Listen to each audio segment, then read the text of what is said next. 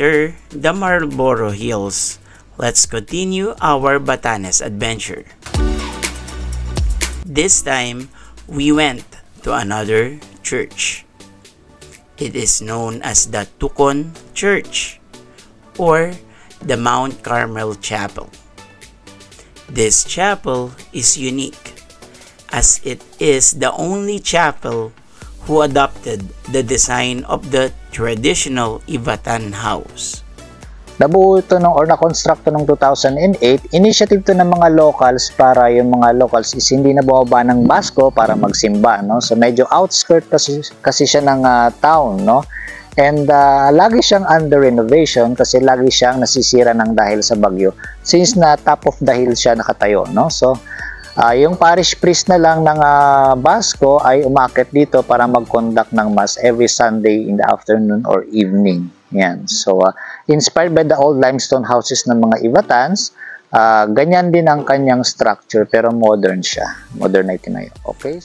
The chapel, though small, manifests solemnity and tranquility as it sits on top of the hill overlooking the greenery of Batanes, Pacific Ocean, and the West Philippine Sea.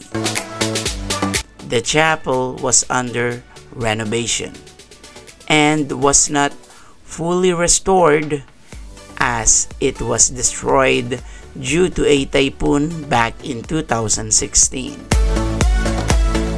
Back then, the ceiling of the chapel was covered with the paintings of the patron saints of Batanes' 6 municipalities, including the image of their patron saint, San Jose de Obrero or Saint Joseph the Worker.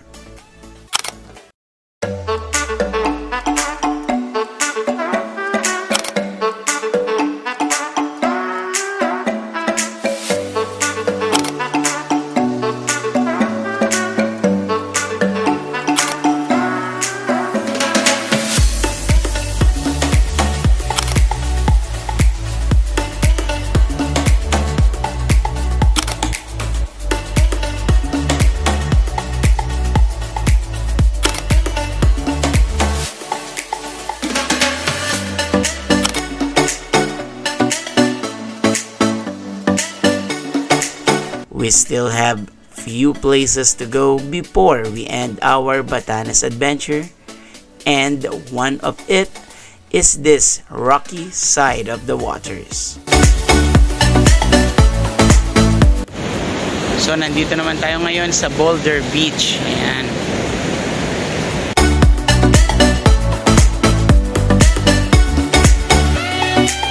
Yung mga 1 kilometer stretch of boulders doon is galing yan sa Mount Tiraya, which is our volcano na nag-erupt noong 500 AD, and nag-smoothen lang siya through time and hampas ng Pacific Ocean. Facing the Pacific Ocean ay napakaganda ng view niya.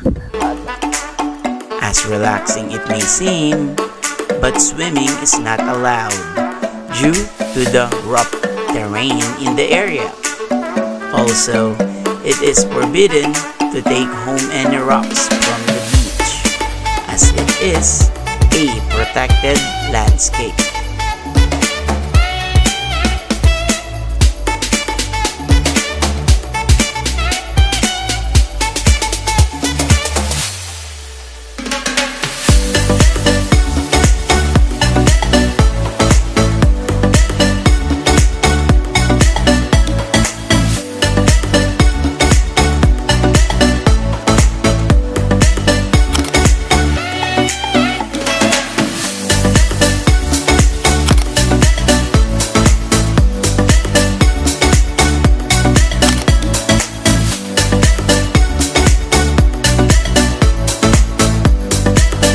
Next stop is another beautiful masterpiece. Okay, so welcome to Vayang Rolling Hills, no? So overlooking the lighthouse, yan, makikita nyo dito yung lighthouse namin. Katabi lang yung vertical windmill na donated sa amin ng Japan last year.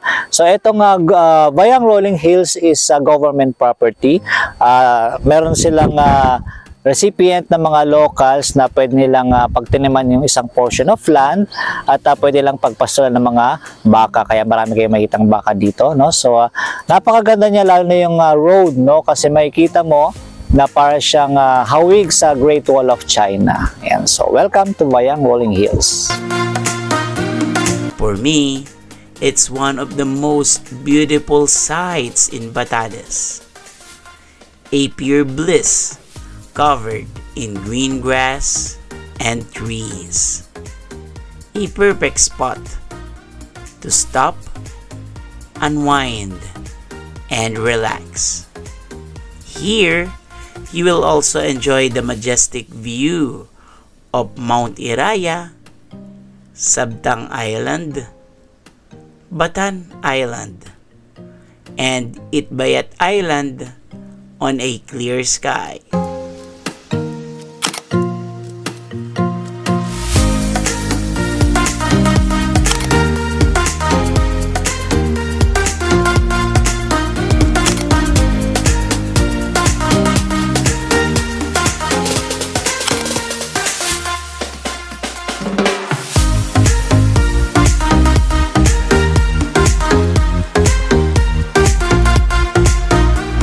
We traveled back to the city once again, and this time, the moment we all been waiting for. The souvenir shops! So we are here in one of the souvenir shops here in Basco, Batanes. So, and as you can see, mura ang presyo ng mga souvenir dito. At lahat from rep magnets to bracelets to bags, yan. May mga sombrero din at syempre ang mga t-shirts. Bukod dyan, syempre ang mga masasarap na pagkain dito sa Batanes. Ayan. And next time you visit Batanes, huwag niyong kalimutang magpunta dito sa Thousands Place, isa sa mga souvenir shops dito. Ayan.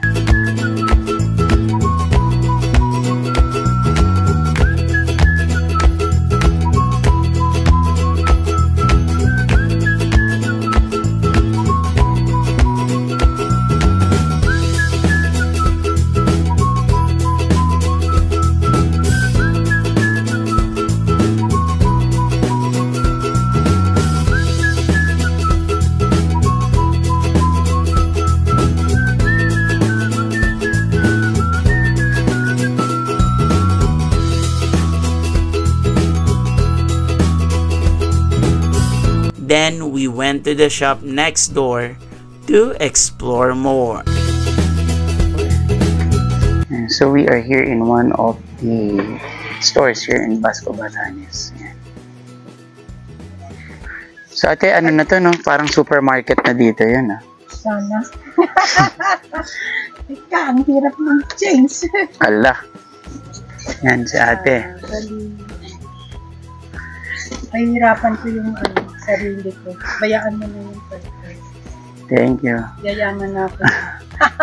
Wala kasing ganong ano dito, no? Mga supermarket na malalaki. Ay, yung tulad ng SM? Oo. Wala naman. So more on ano talaga to, mga general store. Ayan. Merchandise. Hello! Ano ka? Ano? Baka ano ka? Nagbablog lang naman ako. Vlog. Ayan, so. Ayan, interviewin mo yung ano pa dyan. Kamusta ka naman dyan? Ayan, so may mga tinda din pala sila dito ng appliances. Ayan, iba-ibang kasangkapan. Online. Oh, ayan o. So, kompleto sila. Kasi nga, walang malls dito sa Batanes. More on general shop lang. Kaya, ito yung ilan sa mga pwede nyong mabilan. Ang pangalan mo, ate? My name is Army. Ayan, ayan. Kuya, kunin mo to. Alam mo sa akin. Thank you. Welcome. And binigyan tayo. Lastly, the most visited tourist spot in Batanes, the Basco Lighthouse.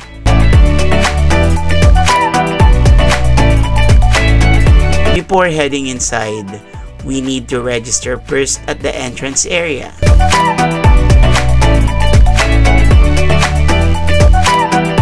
Inside, a few decorations symbolizing Batanes will make you stop and pause for a while.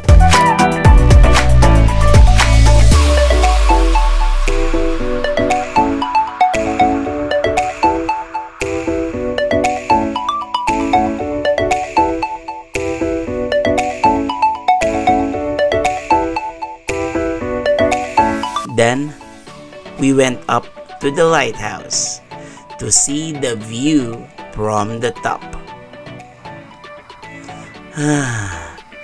The walk was a bit tiring, but I promise you, it is worth it. I told you you will enjoy this.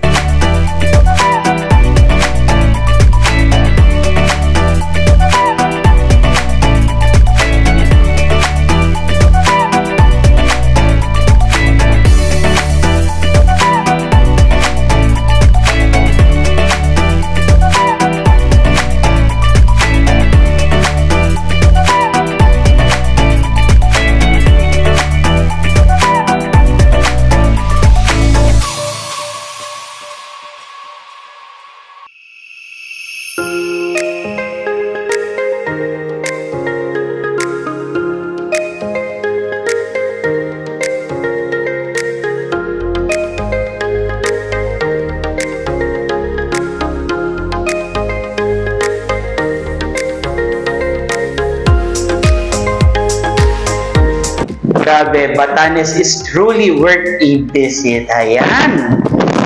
Punta namin yan sa itaas ng lighthouse.